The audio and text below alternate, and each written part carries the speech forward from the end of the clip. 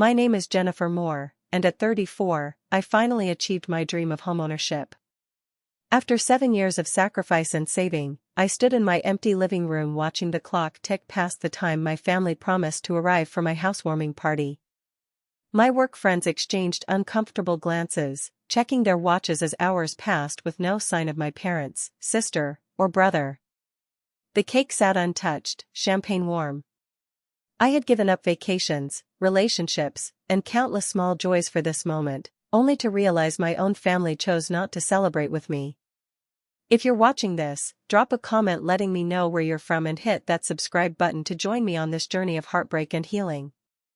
I grew up in Millfield, Ohio, a small town where everyone knew everyone's business. Our family home was always crowded: me, my parents Gloria and Richard, my brother Tyler, my sister Kimberly, and occasionally my grandparents when they needed care. We lived in a 3-bedroom house that felt increasingly smaller as we grew older. Privacy was a luxury none of us could afford. My parents struggled financially throughout my childhood. Dad worked at the local factory while Mom juggled part-time jobs between raising us kids. We moved 4 times before I turned 16, each move prompted by financial necessity rather than choice. Sometimes it was cheaper rent, other times it was to be closer to my parents' latest jobs. The constant packing and unpacking, saying goodbye to friends, and adapting to new schools left me craving stability. I remember sitting on the floor of our shared bedroom when I was 12, listening to Kimberly complain about having to share space with me. I closed my eyes and imagined a home that was mine alone, a place no one could take away, with walls I could paint any color I wanted. That childhood fantasy became the seed of a dream that would drive me for decades. College was a struggle. I worked 3 jobs: campus cafeteria in the mornings, library assistant in the afternoons, and weekend shifts at a local restaurant. My roommates partied while I studied or worked. I graduated with a marketing degree and minimal student loans thanks to scholarships and my constant hustle. After graduation, I moved to Columbus for my first real job at a digital marketing agency. The entry-level salary barely covered my expenses, but I was determined to start saving immediately. My first apartment was a disaster, 4 roommates in a 2-bedroom place, with personality conflicts and dirty dishes constantly piling up. Madison, my closest friend from college, visited once and refused to return, calling it a health hazard waiting to happen. My career had a rocky start. I was laid off from my first job after 9 months when the company lost a major client. The second position involved a boss who took credit for my work. The third company was a better fit, but the salary increase was minimal. Still, I persevered, knowing each experience built my resume. On my 27th birthday, I made a promise to myself. I sat alone in my tiny shared apartment, eating grocery store cake, and created a specific goal: homeownership by 34. I wanted 7 years to save, accounting for career advancement and market fluctuations. That night, I created a detailed spreadsheet with monthly savings targets, factoring in expected raises and bonus potential. I crafted a vision board with magazine cutouts, a modern kitchen with an island, a master bathroom with a soaking tub, a small backyard where I could plant flowers, a home office with built-in bookshelves. Every night before bed, I looked at this board, reminding myself why I was working so hard. My savings plan was meticulous. I calculated exactly how much I needed to set aside monthly, including extra for property taxes, insurance, and inevitable home repairs. I analyzed my spending patterns and identified areas to cut back: daily coffee shop visits, impulse clothing purchases, dining out. I committed to putting half of every raise and bonus directly into my house fund. Weekends became opportunities for additional income. I took on freelance marketing projects, helped small businesses with their social media, and occasionally dog-sat for executives at my company. Every extra dollar went straight into my growing house fund. The daily sacrifices were constant reminders of my goal. I made coffee at home in a thermos instead of stopping at the cafe near work. I brought lunch every day while colleagues ordered delivery.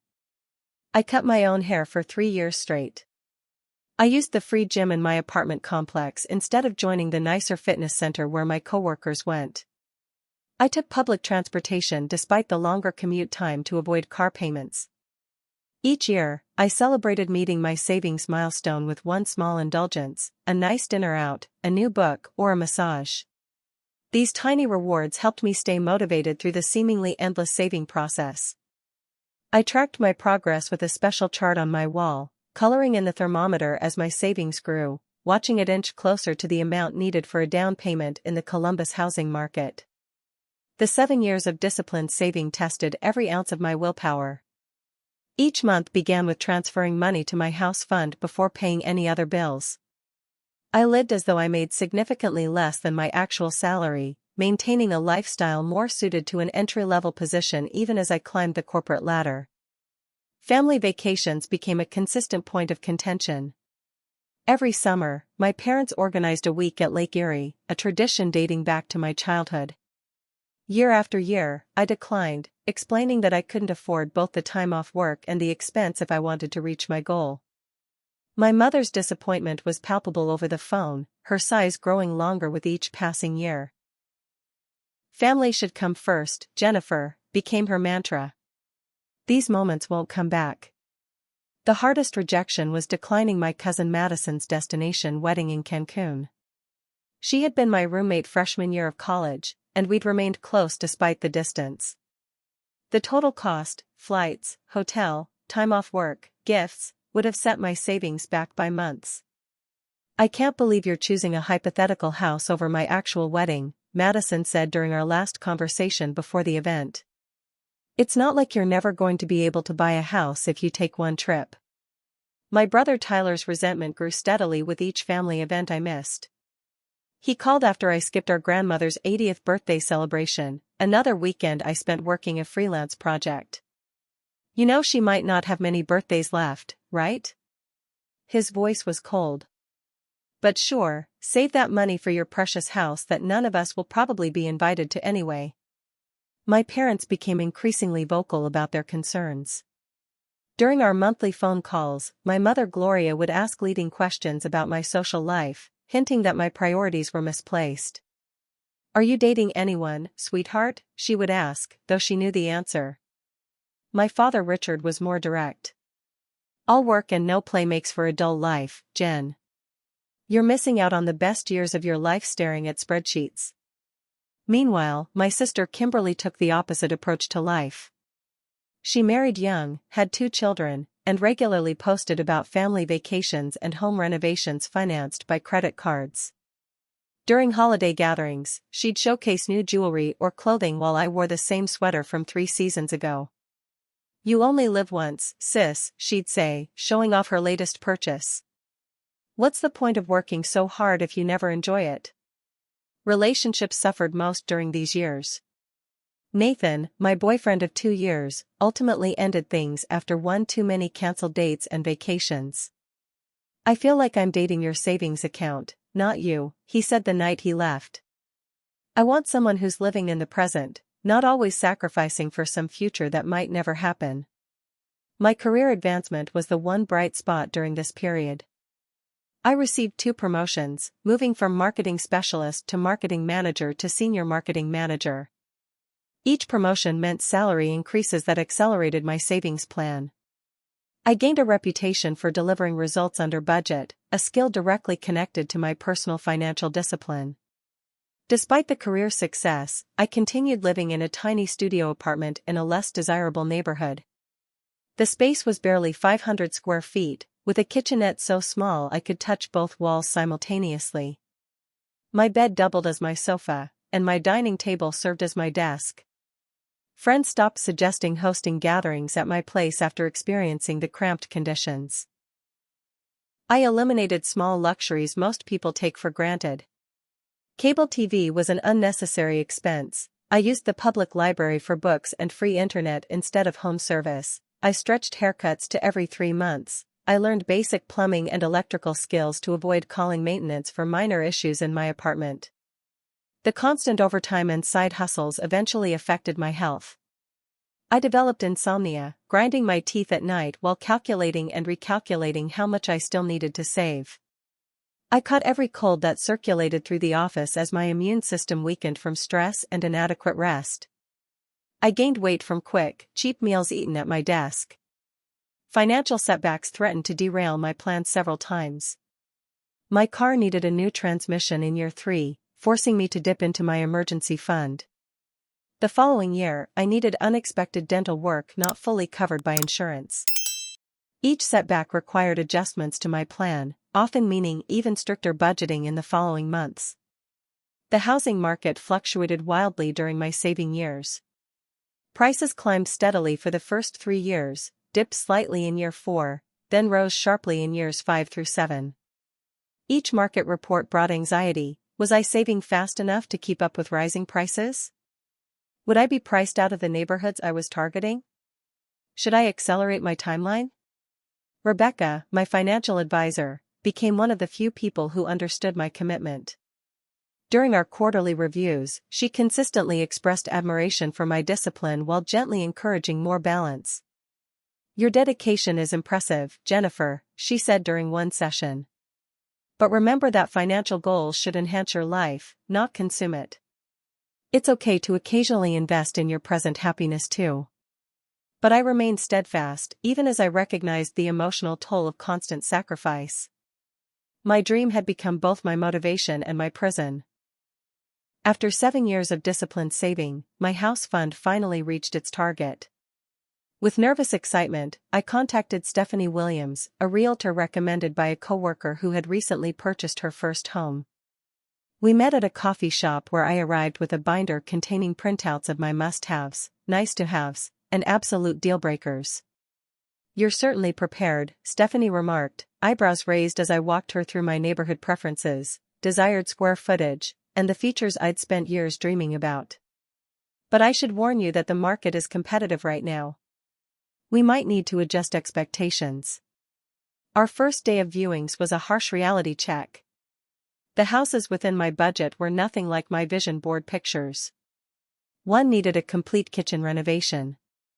Another had a primary bathroom so small you could barely turn around in it. A third had the square footage I wanted but was located next to a busy fire station. "This is discouraging," I admitted to Stephanie after a week of disappointing viewings. "Maybe I need to save for another year."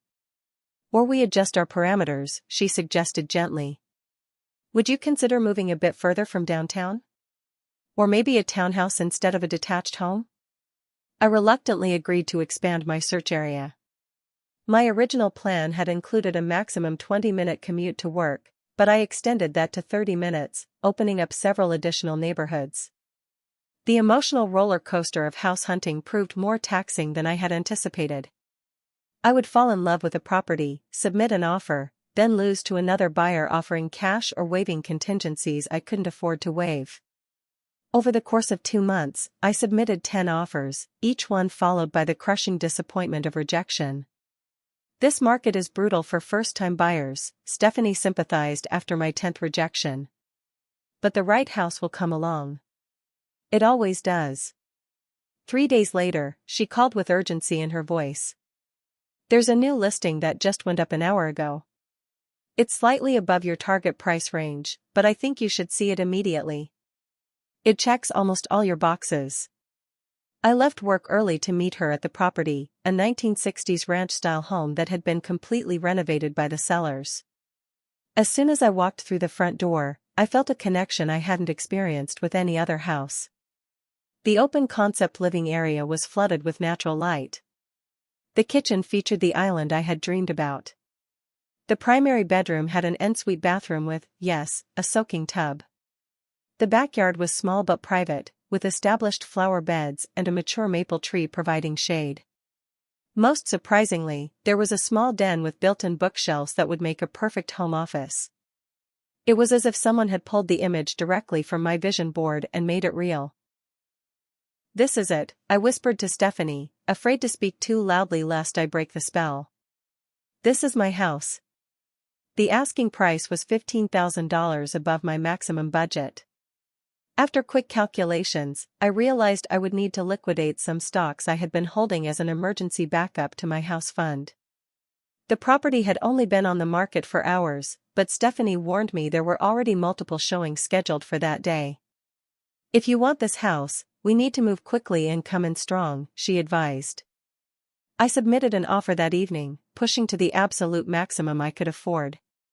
Stephanie called the following morning with the news that mine was one of 5 offers. The sellers were giving everyone a chance to submit their best and final offer by 5 p.m. I spent the day in a state of anxiety, running numbers and scenarios.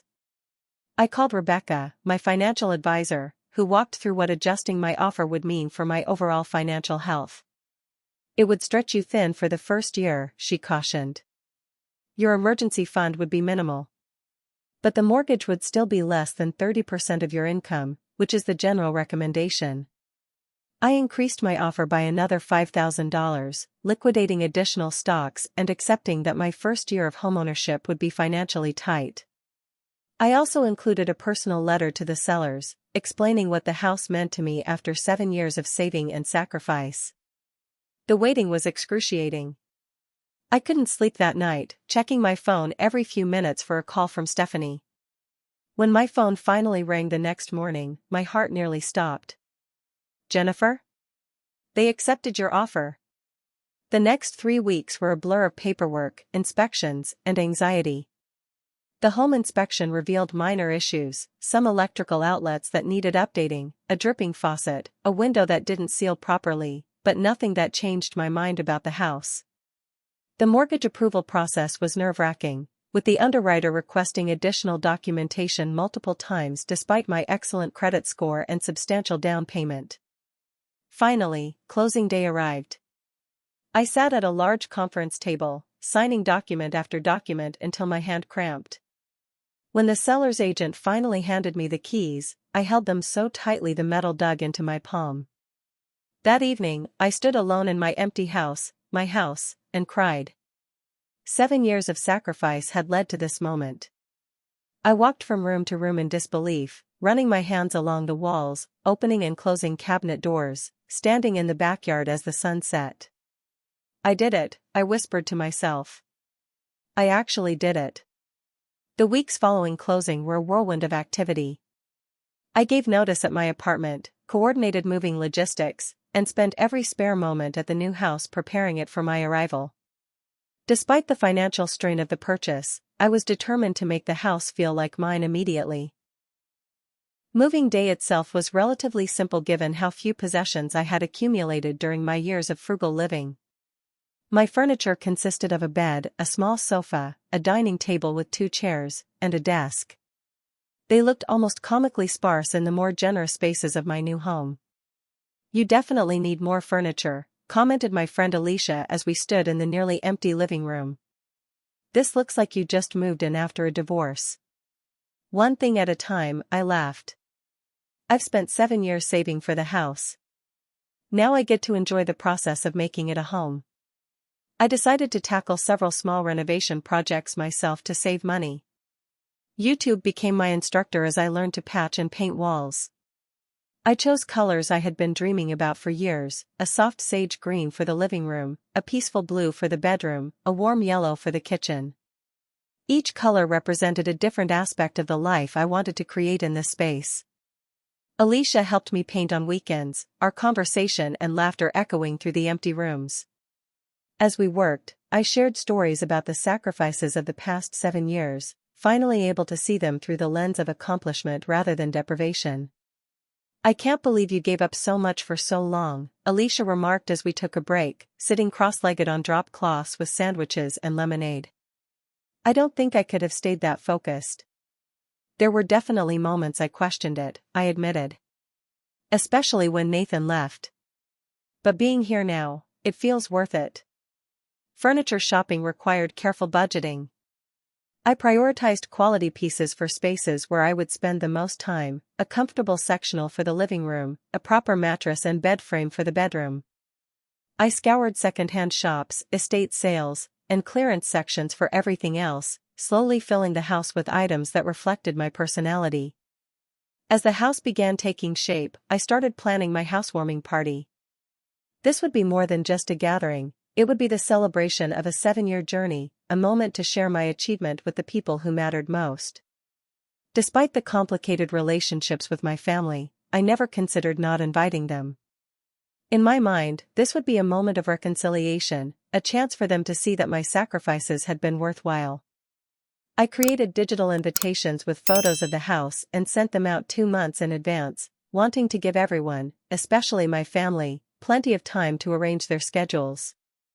I included detailed directions, suggesting nearby hotels for out-of-town guests, and expressing how meaningful their presence would be.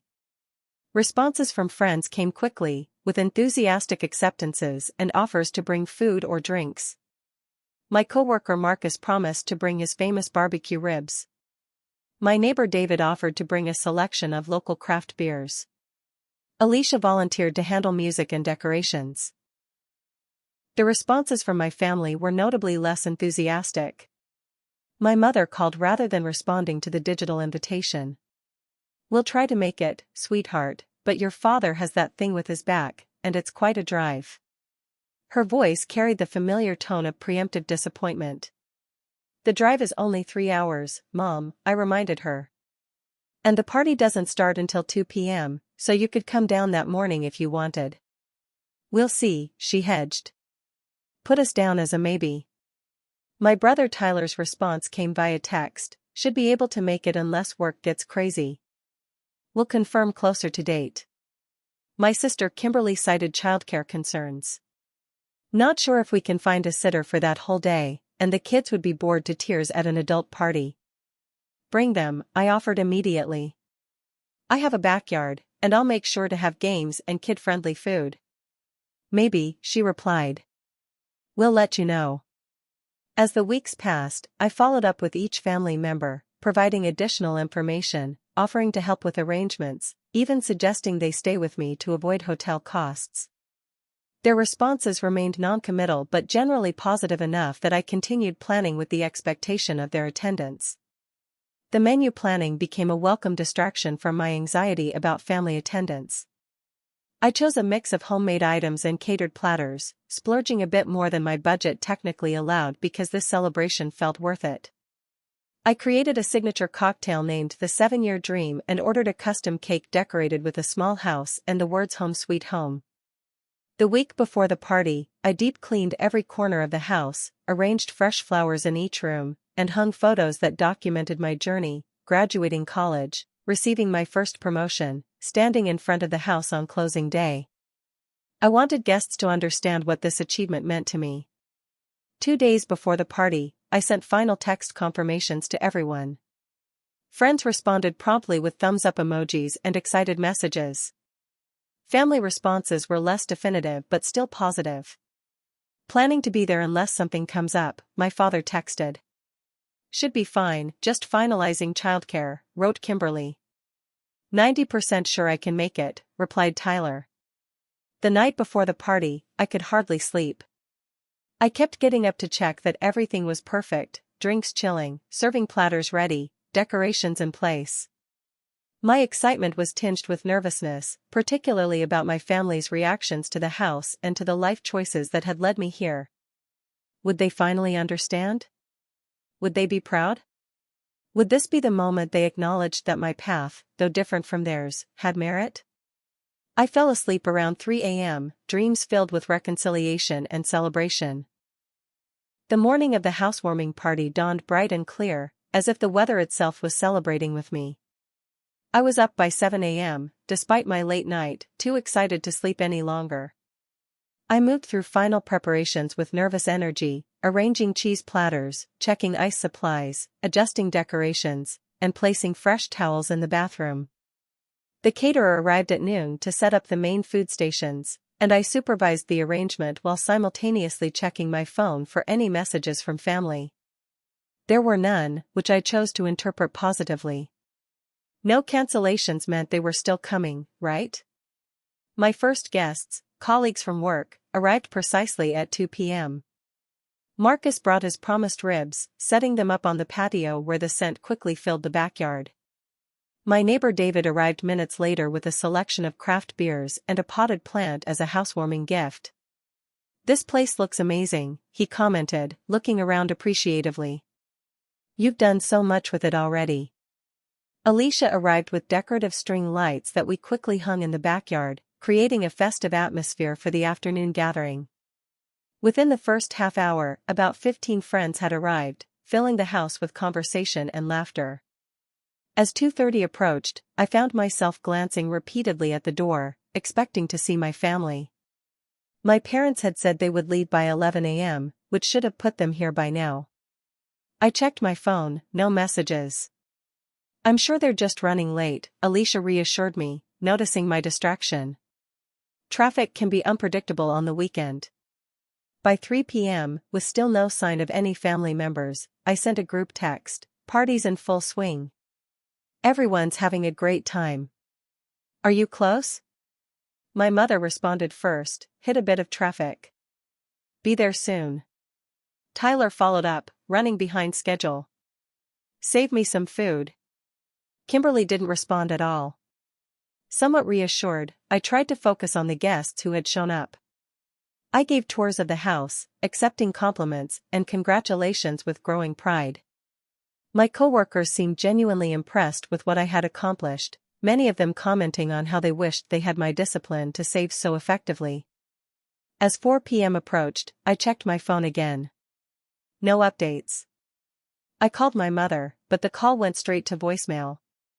I texted Tyler again, "Everything okay? We're cutting the cake soon." No response.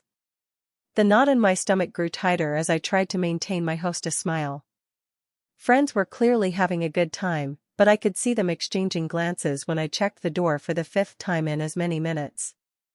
"Should we wait for your family before cutting the cake?" Alicia asked gently around 4:30. "Let's give them a little longer," I said, my voice strained with forced optimism. "Mom said they hit traffic." By 5 p.m., the uncomfortable truth was becoming impossible to ignore. My family wasn't coming.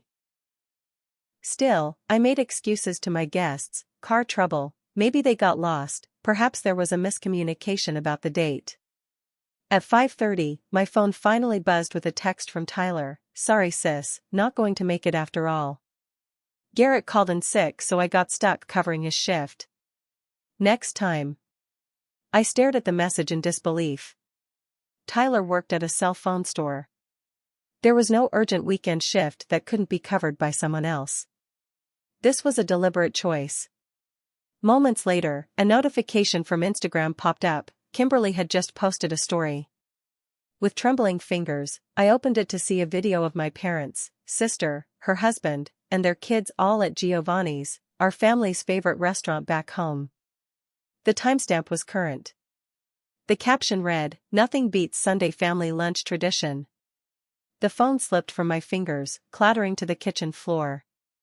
Alicia looked up from her conversation, concern immediately crossing her face as she saw my expression. "Jennifer? What's wrong?" I couldn't answer. The room suddenly felt too small, too crowded. I mumbled something about checking on more ice and fled to the bathroom, locking the door behind me. Only then did I allow the tears to come, hot and humiliating, as I sat on the edge of the bathtub, my dream-soaking tub that now seemed like a monument to misplaced priorities. They hadn't even bothered to come up with convincing excuses. They were simply having their regular Sunday lunch while I waited for them to celebrate the biggest achievement of my life. 7 years of sacrifice, and they couldn't give me one afternoon. A gentle knock interrupted my thoughts. "Jennifer?" It was Marcus, his deep voice concerned. "Are you okay in there?" I quickly wiped my eyes, splashed cold water on my face, and opened the door with what I hoped was a convincing smile. "Fine. Just a little overwhelmed with everything going so perfectly." Marcus studied my face, clearly not believing the lie but kind enough not to challenge it. "How about we cut that cake? Everyone's ready to toast your new home." I nodded, following him back to the living room where my friends had gathered around the cake table. Looking at their supportive faces, I made a decision. These people, who had shown up, who had helped paint walls and hang curtains, who had brought food and gifts and genuine happiness for my achievement, these were the people who deserved my attention today. Thank you all for coming, I said, my voice steadier than I expected. This home represents 7 years of hard work and sacrifice, and having you here to celebrate with me means everything. We cut the cake, took photos, and continued the party. If my smile didn't quite reach my eyes, no one mentioned it. As guests began to leave in the early evening, each with a warm hug and sincere congratulations, I felt a complex mix of gratitude for their presence and grief for the family absence that had left such a conspicuous void. After the last guest departed, I sat alone on my new sofa in my new living room, surrounded by the remnants of the party, empty glasses, cake plates, gift bags. The house that had represented such triumph that morning now felt hollow somehow, tainted by the realization that the people whose approval I had sought for so long couldn't be bothered to share in my joy. I picked up my phone and stared at it, wondering if I should call my mother and confront her. Instead, I found myself booking a hotel room in my hometown for the following weekend. This conversation needed to happen in person. I needed to see their faces when they explained why they had chosen lunch at Giovanni's over my housewarming party. The 3-hour drive to my hometown the following Saturday gave me plenty of time to rehearse what I would say to my family. I cycled through emotions, hurt, anger, confusion, and back to hurt again. By the time I pulled into my parents' driveway, my hands were shaking slightly on the steering wheel. Their house looked exactly as it always had, the same faded welcome mat, the same ceramic frog by the front steps, the same wind chimes my father had hung the year I left for college. The familiarity was both comforting and painful, a reminder of the connections I had sacrificed to pursue my goal. I hadn't told them I was coming. I wanted genuine reactions, not prepared excuses. When my mother Gloria opened the door, her expression shifted quickly from surprise to a guarded wariness. "Jennifer, we weren't expecting you. Is everything okay?" She smoothed her hair nervously, glancing behind her into the house. "Is Dad home?" I asked, stepping past her into the entryway without waiting for an invitation. "He's watching TV in the living room. Tyler's here too, helping your father with some yard work." Her voice had a forced casualness that confirmed she knew exactly why I might have shown up unannounced. My father Richard looked up from his recliner as I entered the living room, his initial smile fading as he registered my expression. "Well, this is a surprise," he said, muting the television. "Everything okay with the new house?" "The house is fine," I replied, remaining standing even as my mother gestured toward the sofa. "I'm wondering why none of you showed up to my housewarming party last weekend. The party I invited you to 2 months in advance. The party celebrating the home I spent 7 years saving for." The uncomfortable silence that followed was broken by Tyler entering from the kitchen, a beer in hand. He froze when he saw me. "Hey, sis. Didn't know you were coming up." "Clearly," I said flatly. "Seems like communication isn't this family's strong suit lately." My mother sighed dramatically, perching on the arm of my father's recliner. "Jennifer, we intended to come, but your father's back was acting up, and the drive just seemed too much that day." "That's interesting," I replied, pulling out my phone. "Because Kimberly posted this to Instagram during my party." I held up the screen displaying the family lunch photo. "Looks like Dad's back was feeling good enough for Giovanni's." My father had the decency to look embarrassed, but my mother's expression hardened. "We didn't think it would be that big a deal," she said defensively. "It's just a house. We figured you'd have plenty of those work friends you're always talking about." "Just a house?" I repeated incredulously.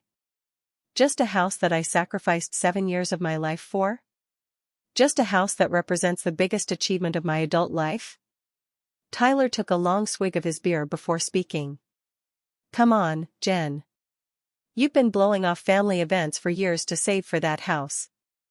Did you really expect us to drop everything the one time you decided family was important?" His words hit like a physical blow. Before I could respond, the front door opened, and Kimberly walked in with her husband and children. She stopped short when she saw me. "What's going on?" she asked, looking around the room. "Family meeting, apparently," Tyler answered. "Jen's upset we didn't come to her housewarming." Kimberly pulled out her phone. Hold on, let me call Mom's phone so I can be on speakerphone too, like all those times Jennifer called in for birthdays and holidays instead of showing up. The bitter sarcasm in her voice escalated the tension in the room. My mother reached for her ringing phone and put it on speaker. There. Now we're all here, Kimberly said, her face on the screen but physically standing just feet away from me, a bizarre technological redundancy that somehow perfectly captured our family's dysfunction. I had valid reasons for missing events, I said, struggling to keep my voice steady. I was working toward a specific goal. A goal that was more important than family, my mother interjected. Do you know how many times I had to explain to people why my daughter wasn't at Christmas dinner? Or why you missed your niece's baptism? I was saving for my future. I protested. You always taught us the value of financial security. Financial security, yes, my father joined in. Not obsession. Not putting money above everything else in life. That's rich coming from you, I shot back. How many of my school events did you miss working overtime at the factory? How many family vacations did we cancel because money was tight? My father's face flushed. That was different. I was providing for the family. And I was providing for myself, I countered. Since when is that a character flaw? The conversation devolved rapidly, years of unspoken resentments flooding to the surface. Tyler accused me of thinking I was too good for the family after college. Kimberly complained that I judged her choices about money and family. My mother revealed she thought my focus on buying a home was unnatural for a woman my age when I should have been prioritizing marriage and children. Is that what this is really about? I asked, suddenly seeing the pattern. You're not upset that I missed family events. You're upset that I chose a different path than the one you wanted for me. We just don't understand why you had to be so extreme about it, my mother said. 7 years of barely living to save for a house seems obsessive, Jennifer. And frankly, a little selfish. Selfish? I repeated, my voice rising. How is working hard for something I want selfish? Because normal people find balance, Kimberly interjected. They save a little, live a little. They don't turn into hermits counting pennies for 7 years. And normal people show up for family, Tyler added. As the accusations continued, a strange clarity began to emerge through my hurt. My achievement, which had felt so significant to me, threatened something in them. My mother's face showed not just disappointment but something closer to jealousy. My father's defensive posture spoke of his discomfort with my independence. My siblings' bitterness reflected their own insecurities about their choices. I think I understand now, I said finally, my voice quiet but firm. You're not upset that I wasn't there for family events. You're upset that I proved I don't need your approval to be successful. You're upset that I defined success differently than you did, and then achieved it anyway. The silence that followed confirmed I had hit a nerve. That's ridiculous, my mother finally said, but her voice lacked conviction. Is it? Because it seems like you were all perfectly happy to sabotage my celebration. You couldn't even send a text with an honest excuse. You chose lunch at Giovanni's over the most important day of my adult life, and you're trying to justify it by calling me selfish. I looked around at their faces, defensive, uncomfortable, but notably not denying my assessment. Either you support me and my choices, even when they're different from yours, or you don't, I continued. But I'm done apologizing for wanting something and working hard to get it. And I'm done accepting breadcrumbs of approval while you actively undermine my happiness. I stood up, suddenly exhausted by the conversation. I'm going to go now. I have a 3-hour drive back to my house, my beautiful house that none of you have seen because you couldn't be bothered to show up when invited. If and when you're ready to be genuinely happy for me without conditions, you know where to find me. As I walked toward the door, my mother called after me. Jennifer, you're overreacting. Family should come first. I turned back one last time. Family should support each other. That's what should come first. The drive home was a blur of tears and roadside stops to collect myself.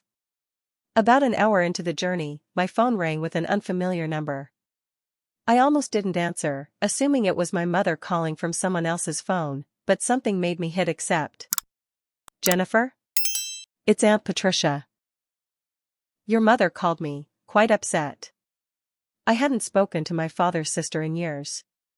She had moved to Arizona when I was in high school after a falling out with my parents that was never fully explained to us kids. I'm sorry she bothered you, I began, but Aunt Patricia interrupted. Don't apologize. I wanted to call you. She told me about the housewarming and your visit today, though I suspect her version might differ from yours. As Patricia spoke, I pulled into a rest stop, oddly comforted by the voice of this relative who had always been somewhat of an outsider in our family dynamics. She listened without judgment as I explained the situation. This might sound familiar, she said when I finished. 20 years ago, I started my own business instead of staying in the family store. Your grandfather didn't speak to me for a year, and your mother told everyone I was having a midlife crisis. I never knew that, I admitted. No, they wouldn't have told you. It didn't fit the family narrative. Patricia's voice softened. Some families struggle when members chart their own course. Your mother has always valued conformity above all else, it makes her feel safe. Your independence threatens that safety. As she spoke, pieces of my childhood began to make new sense, the subtle pressure to follow established paths, the passive-aggressive responses to any deviation, the celebration of compliance over innovation. Does it ever get better? I asked. It did for me, but only after I accepted that I couldn't change them. I could only change how much power I gave their disapproval. She paused. Congratulations on your home, by the way. That's an incredible achievement. Those simple words of acknowledgement from a near stranger relative brought fresh tears to my eyes. Thank you. That means more than you know. After hanging up, I sat in the parking lot for a long time, processing. The truth I had discovered today wasn't just about my family's absence at my housewarming, it was about patterns that had been in place my entire life. Patterns I had internalized so deeply that I had spent 7 years seeking an achievement that would finally earn their approval, only to discover that my success was precisely what they couldn't accept. The realization was painful but also oddly liberating. For the first time, I could see clearly that their rejection wasn't about my failures but about my refusal to fail in the ways they found comfortable. Their absence wasn't my loss, it was theirs. I started the car again, heading home, to my home, earned through my choices and my sacrifices. The road ahead felt different somehow. Not easier, perhaps, but clearer. I was no longer driving toward approval I would never receive. I was driving toward a life that was authentically mine. The weeks following the confrontation with my family were challenging. I fluctuated between grief for the supportive relationship I had always hoped for and anger at their inability to celebrate my achievement. Some days I found myself checking my phone hourly, hoping for a message of reconciliation. Other days I felt a strange relief, as if a weight I hadn't fully acknowledged had been lifted. After 2 weeks of emotional turbulence, I decided to seek professional help. Dr. Bennett, a therapist recommended by my primary care physician, specialized in family dynamics and helped me understand that my experience was not unusual. Family systems often resist change, she explained during our 3rd session. When one member establishes healthy independence, it can feel threatening to others who have built their identity around certain roles or relationships. Through weekly sessions, I began to untangle the complex web of expectations, guilt, and obligation that had defined my family relationships. I learned to recognize when I was making decisions based on anticipated family reactions rather than my own desires and values. Boundaries aren't about punishing your family, Dr. Bennett reminded me. They're about creating space for you to thrive. Your home is a physical manifestation of that boundary, a space that is entirely yours, defined by your choices. With this framework in mind, I decided to host a second housewarming party, this time explicitly framed as a celebration with my chosen family, the friends who had supported my journey without conditions or expectations.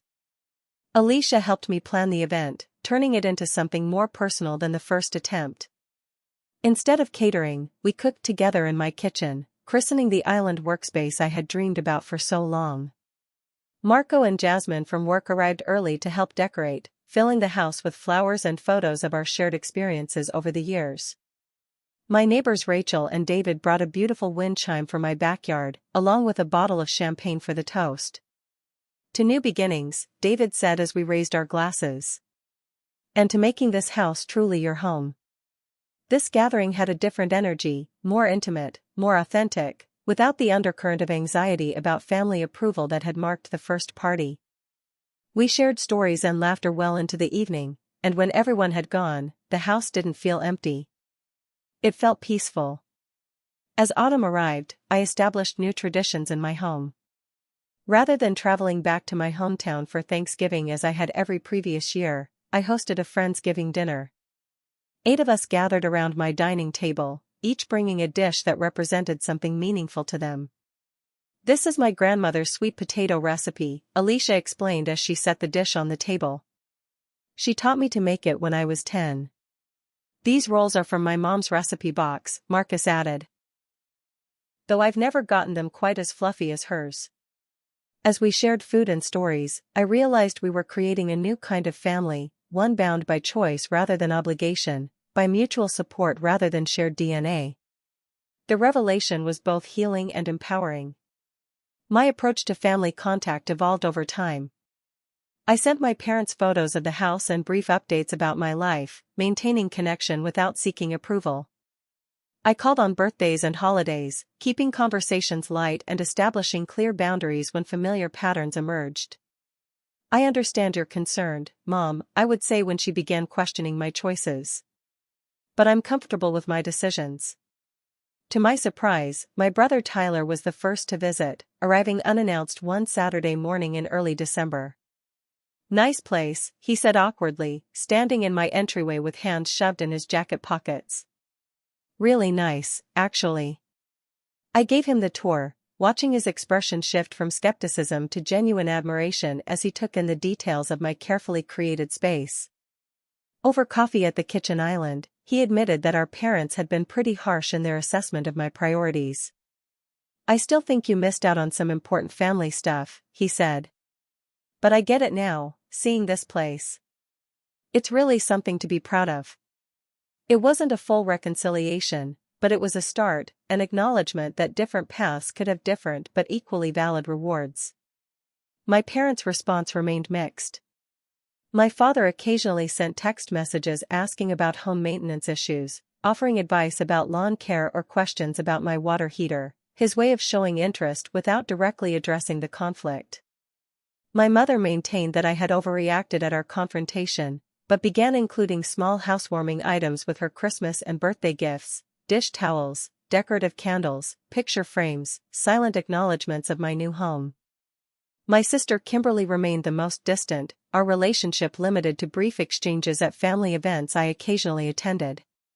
Her social media posts often seemed pointed, emphasizing family togetherness in ways that felt deliberately exclusive, but I found that these barbs stung less as time passed. As my first year of homeownership progressed, I gradually filled the space with not just furniture but experiences. I joined the neighborhood association, volunteering for community cleanup days and helping organize the summer block party. Through these activities, I met Michael, an architect who lived 3 streets over. Our first date was coffee at a local cafe, our second was dinner at my house, where he expressed genuine admiration for the improvements I had made. "You have a natural eye for design," he commented, noticing how I had arranged the living room to maximize both conversation and the view of the backyard. "This feels like a real home, not just a house." As our relationship developed, I found myself sharing the full story of my 7-year journey and the family fallout that followed. Unlike previous relationships where I had minimized family conflicts, I was honest about the complicated dynamics and my ongoing efforts to establish healthy boundaries. "My family still doesn't fully understand or approve of my choices," I explained one evening as we sat on my back patio. "And I've had to accept that they might never get there completely." Michael nodded thoughtfully. "My parents wanted me to join the family construction business rather than becoming an architect. It took them years to stop introducing me as our son who draws buildings instead of building them. Family expectations are powerful things.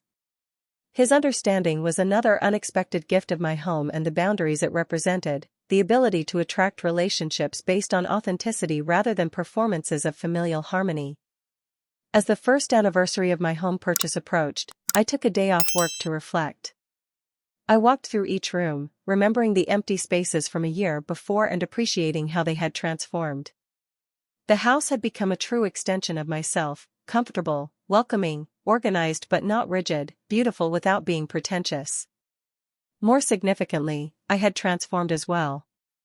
The woman who had spent 7 years deferring gratification, seeking validation, and apologizing for her ambitions had been replaced by someone who recognized her own worth independent of others' approval. I had learned that true security came not just from financial stability but from self-trust and authentic relationships. That evening, I sat in my backyard watching the sunset paint the sky in shades of pink and gold. The wind chime from Rachel and David tinkled gently in the breeze. In the distance, I could hear the sounds of my neighborhood, children playing, the occasional dog bark, someone's laughter floating over a fence. This was what I had worked for all those years, not just walls and a roof, but peace. Not just an address, but a place of belonging. Not just a house, but a home that reflected who I truly was. The journey had cost more than money. It had cost relationships, forced painful growth, and revealed uncomfortable truths. But sitting there in the gathering twilight of my own backyard, I knew with absolute certainty that I would make the same choice again. Some dreams are worth the sacrifice, not because they impress others, but because they allow you to recognize yourself. My home had become that mirror, reflecting not who my family wanted me to be, but who I had always been beneath the expectations and obligations. And that, perhaps, was the most valuable thing I had gained in those 7 years, not just a house, but the clarity to see myself clearly and the courage to live accordingly. If you've ever had to choose between family expectations and your own dreams, I'd love to hear your story in the comments below. How did you navigate that difficult balance? Did you find support from unexpected sources like I did? Don't forget to like this video and subscribe to hear more stories about finding your own path, even when it's the road less traveled. Thank you for listening to my journey, and remember, sometimes the family that matters most is the one you build yourself, brick by brick, choice by choice, and love by love.